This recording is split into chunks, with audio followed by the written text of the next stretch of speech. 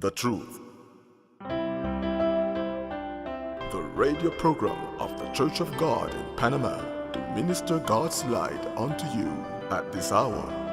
Listen, meditate, and analyze, and reach to a conclusion according to the truth for your soul's well-being. And now, Brother Gary Tomlinson from the Church of God in Turin Street, Don Bosco, Samaria. Greetings. We welcome you to our session regarding preparation for marriage. And as an introduction, presently speaking, there is a reality that we witness on a daily basis. And it has to do with the decline of society. And society is declining because families are declining. Family is the basic unit of society. And as we analyze this situation, we will take note that this boils down to the separation of man from God. All this is taking place because man is separated, whether it is willingly or not. Man is separated from God. And you know what? When man maintains himself in that condition, when he is separated from God, he is also separated from God's blessings. He's separated from God's wisdom. He's separated from God's knowledge. You see, you can't live under this condition and expect things to work out well for you, because God is the fountain of all blessings. Now, in the book of Hosea, chapter 4, verse 6, we read the following. And this is God talking to the Israelites. He told them, "My people are destroyed." And I want you to take note of the words that are highlighted. "My people are destroyed for lack of knowledge.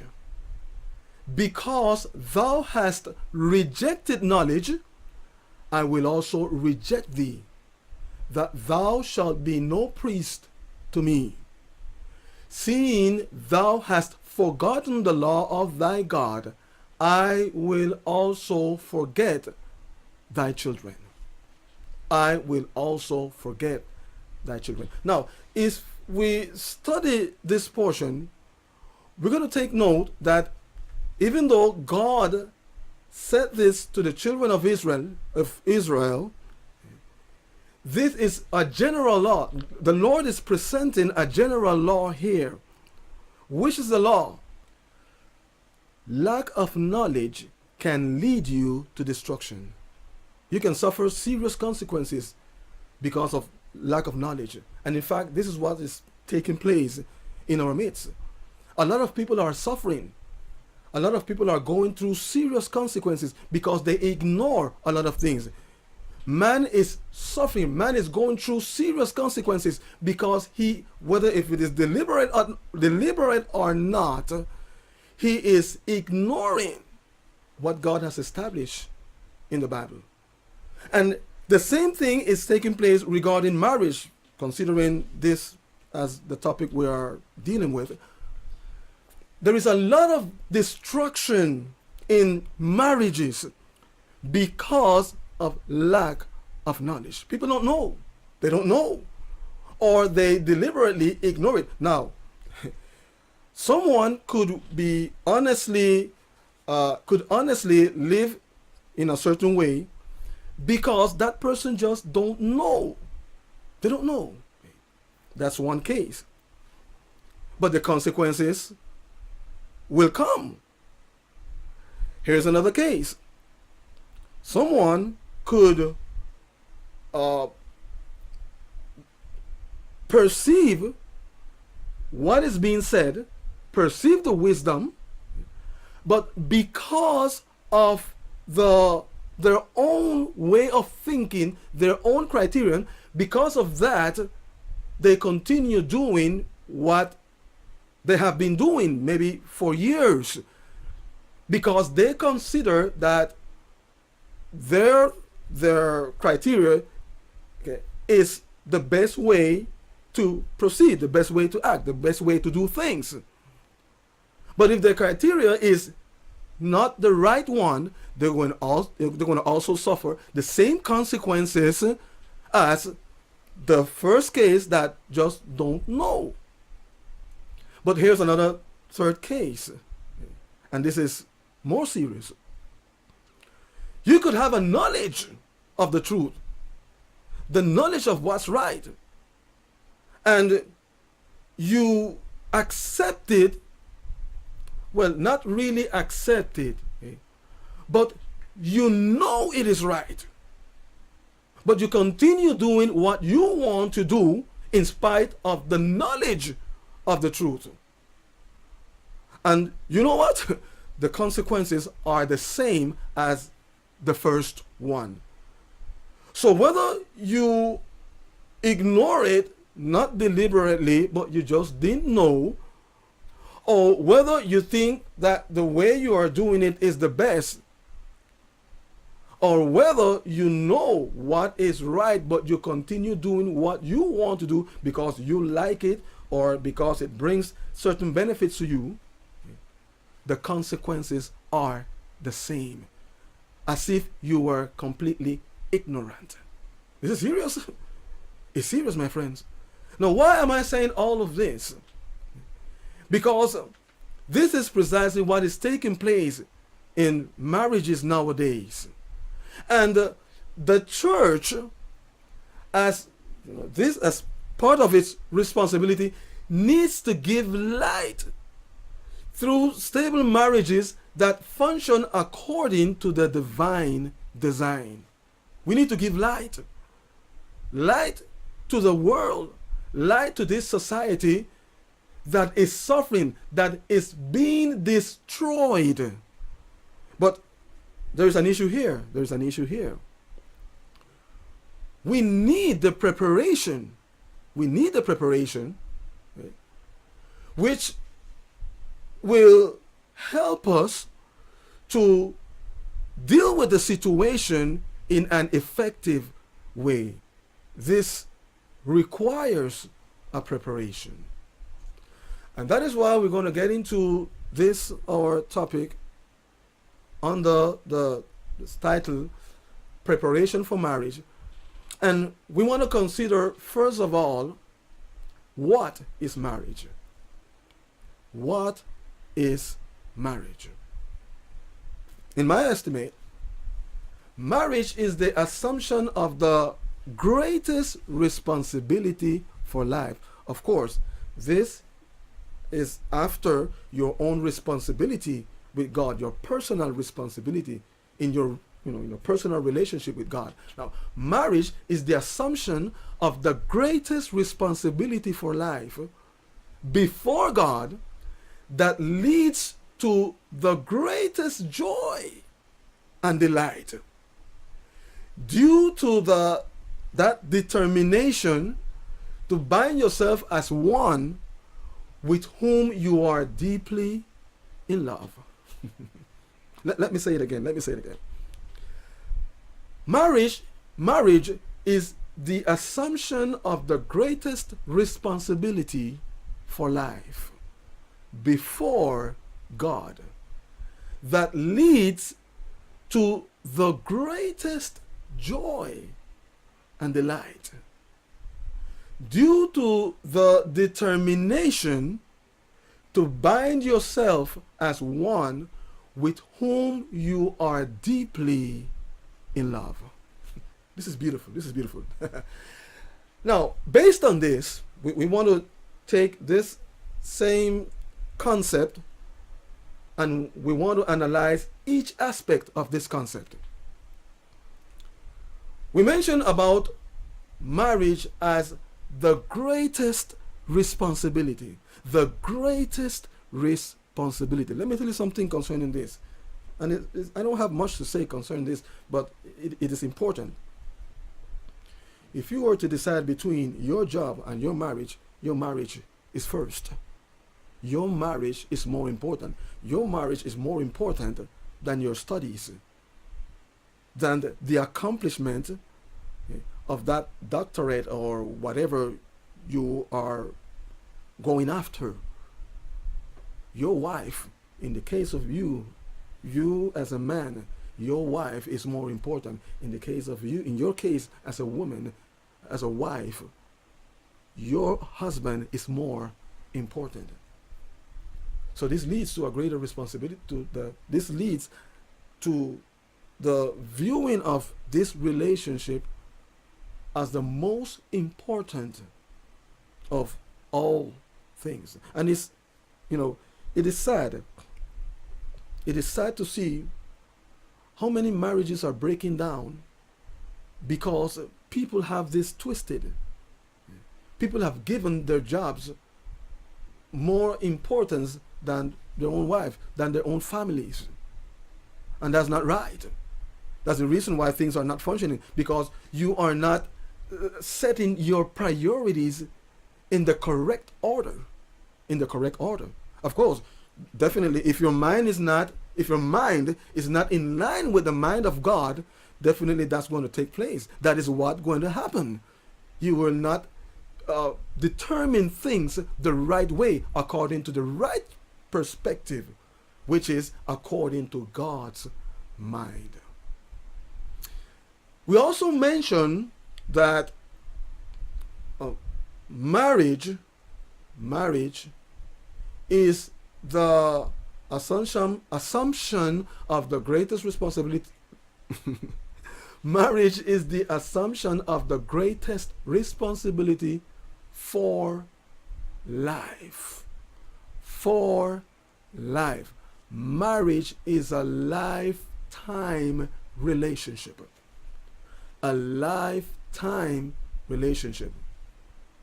And this concept is very important. See, because there's a lot of people getting into marriage without taking this into consideration. People are getting into, nowadays, not many people are really getting into marriage. They just get themselves together and live in a place without that approval from God, without that act in which they assume that responsibility for life. But for those who get into this relationship, this is an aspect that is not really in their minds. In fact, many are getting married considering the possibility, and in a high percentage, that this relationship might not continue.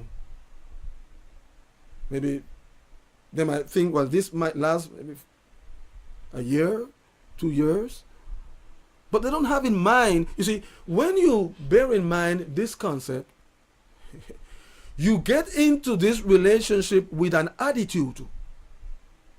Or we make it, or we make it. That's just how it is. That's just how it is. And that's the mentality that we need to assume regarding this. A lifetime relationship.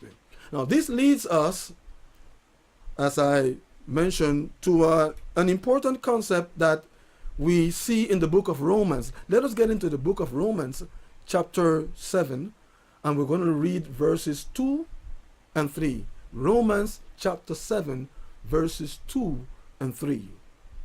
It says, "For the woman which hath an husband is bound by the law to her husband so long as he liveth." Let me read it again.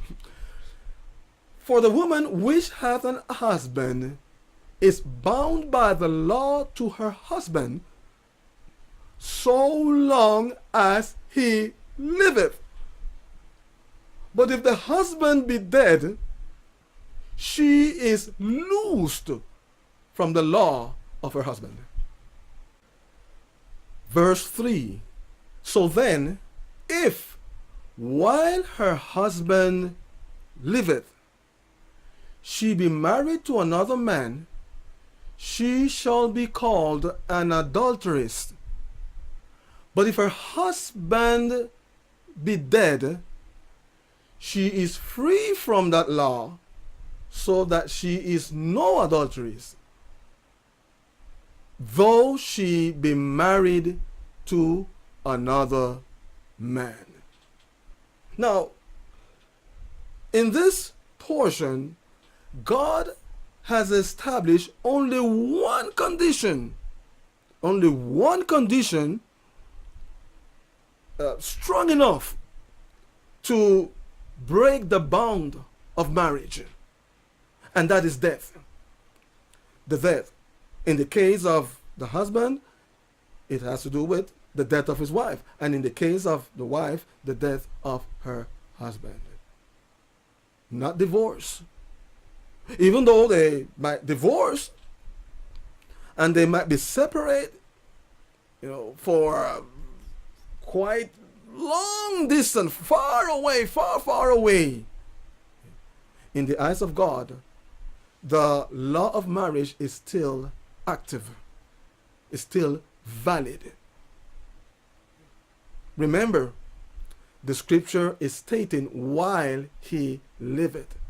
While he liveth, or if her husband be dead. Of course, if it has to do with, this is talking about the woman who is bound to the law, but it also refers to the husband who is bound to the law, for both. Now, in the book of 1 Corinthians, chapter 7, verse 39, we read the following. The wife is bound by the law as long as her husband liveth. It's the same concept here. As long as her husband liveth. But if her husband be dead, she is at liberty to be married to whom she will, only in the Lord. Now, for those of you who have in mind to get into that relationship of marriage, you need to bear this in mind. Considering this as a lifetime relationship. That's the reason you need to be very careful before you take that step. Because once God's approval is upon it, that's it, for lifetime. You're going to be living with that person for the rest of your life, during the time that the Lord permits. So make sure that you are really in line with God before you get into this relationship. But here is another aspect that I would like to mention, and to me this is more important, regarding the truth. See, things will function only and only if you do it God's way. I'm talking about marriage. I mean, if you're going to get into a marital relationship, you want it to function. You want to live the rest of your days in that relationship of love, and you want to have that harmony within the family atmosphere. And this that has been instituted by God will only work if you do it according to what God says. And that's the reason why you need to make sure that your mind is in line with God in order for this to work. Because God's greatest objective in dealing with man is his well-being. That's all God said. That's all that matters to God. Your well-being. That's the reason why he has established laws, and he has given instructions as to how to do certain things. Of course, people don't care for that because everyone wants to do their own thing. Everyone thinks that what they believe, what they think, is better than what God has established. And that's the reason why they are falling and tumbling and so on. They are being destroyed because of lack of knowledge. So I would like to exhort you to consider this, in order for things to work out well for you to have a successful marriage. It is important to do things according to what God has established. Now, as part of the concept that we mentioned concerning what is marriage, one of the things that were mentioned is the concept of one flesh. One flesh in this marital union. This that has to do with one flesh, this leads us to view this relationship as the most intimate of all relationships. The most intimate of all relationships. Is the only relationship that God refers to as one flesh. It does not refers to the relationship as mother and son as one flesh. Grandfather and granddaughter, or grandfather and grandson as one flesh. No, the only relationship he refers to as one flesh is a marital relationship. So it's the greatest of all, the most intimate of all, the greatest of all relationships. The relationship in which you experience, therefore, the greatest, the greatest delight. Oh yes, because we're talking about having that intimate communion, relationship with the one whom you love deeply. It's not anyone. In the case of a husband, it's not any woman. It's your wife. In the case of the wife, it's not any man. It's your husband, the one you love, the one on whom is God's approval for that relationship. And that is very important. The approval of God in that relationship. You make sure God's approving. You make sure, please, before you get into this relationship, make sure that God is approving it. Make sure that God is approving it. Don't be taken away by the external look, so to speak. Those eyes. Oh, the way he speaks. Oh, look at the way he moves his hands and how he smiles and so on. Be careful. Be careful with that. That's dangerous. That's dangerous. You see, and we are not saying that outwardly speaking, that aspect is not to be considered. Definitely is important. Because you need to marry someone in whom you can find delight as you see that person. But it is more important to make sure of that in the inside everything is well, and that is what God approves. The inside. But it's not only that. It's not only, you see, it's not the fact of, well, he's saved and or she's saved and she's sanctified. She's definitely established in the Lord, so it has to be her. It doesn't work that way either. It doesn't work that way either. You need to make sure that that is the person for you. Because you can have, there can be 10 sisters, and all 10 are established All 10 are sanctified. All 10 are used in a mighty way by the Lord. But there's only one. There's only one that will satisfy that need within you. There's only one that falls under the category of meet help for your particular case. So these are things that we need to consider before going into the marital relationship. Now, regarding what has to do with one flesh, we want to consider the consummation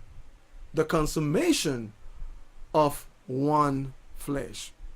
You see, the consummation of one flesh is a spiritual process. It's a spiritual process. Okay? And this process is accomplished immediately in the sexual relationship. There is when the consummation of one flesh takes place. Let us get into the book of, or go to the book of 1 Corinthians chapter 6 verse 16. 1 Corinthians chapter 6 verse 16. It says, what? Know ye not that he which is joined to an harlot is one body?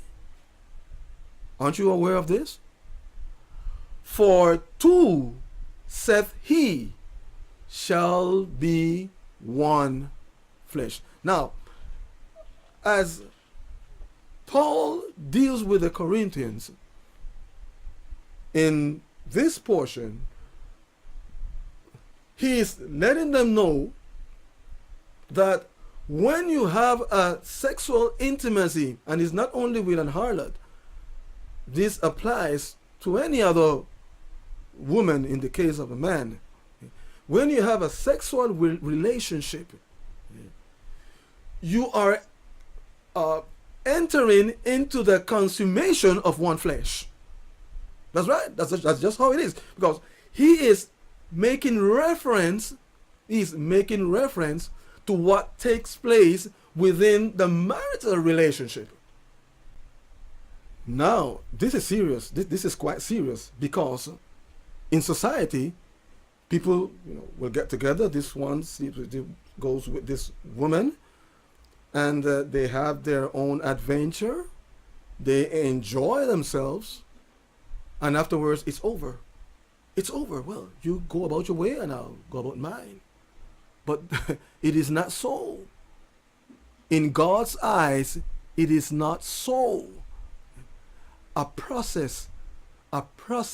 spiritual process has taken place in that sexual relationship. Whether they ignore it or not, but it has taken place, and it's serious. That is how God sees this. That's the reason why Paul says that when you fall into fornication, you sin against your own body. You sin against your own body, which is supposed to be the temple of God. You have bound yourself as one with that person. And it is important for you to have this clear in order to proceed the right way. So, in the sexual relationship, the consummation of one flesh takes place. And with this, we cover our first aspect of the topic regarding preparation for marriage, in which we have considered the question, what is marriage? I trust that this has been of much benefit to you. And there is much more that we need to say, much more that we need to talk about concerning preparation for marriage. Therefore, consider what has been said thus far, and we shall continue. You have heard the truth. Any questions? Please contact us at 507-398-1667, 507-398-1667. Visit our website www.thechurchofgodpanama.com. That is www.thechurchofgodpanama.com. You may also email us at laverdad98@cableonda.net. laverdad98@cableonda.net. Contact us from any part of the world to clear up your doubts for personal counseling, teaching, lectures, seminars, or preaching. We pray the Lord has ministered to your greatest need. Subscribe to our channel, The Truth